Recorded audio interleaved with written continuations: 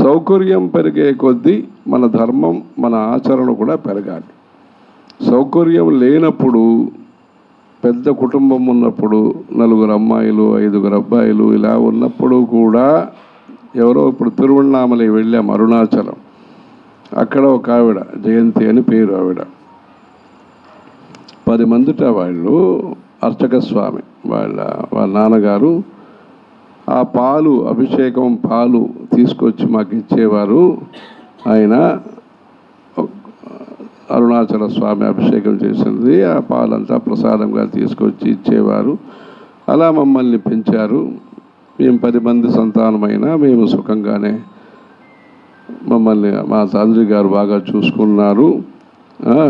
మా అమ్మాయి ఒకే అమ్మాయి. ఇప్పుడు ఆ అమ్మాయికి మేము ఒక సంతానమే అనేది కాదు, ఇంకా 2 సంతానమైనా ఉండాలని నేను చెప్పాను మా అమ్మాయికి. మా నాన్నగారు అయితే ఇంత పెద్ద కుటుంబాన్ని అంతగా చూసుకున్నారు అని చెప్పింది ఆవిడ. అంటే ఒక అవగాహన సదస్సు పెట్టాం.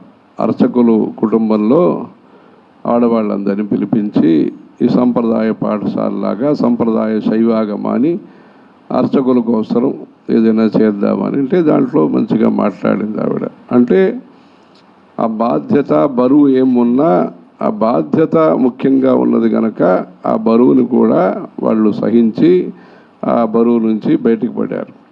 అలా ఈ సహన శక్తి, ఈ పరిశ్రమ చేయటం అనేది ఈ మన పరంపరలో ఉంది కనుక ఎన్నో కష్టాలకు ఎదుర్కొని బయటికి వచ్చారు.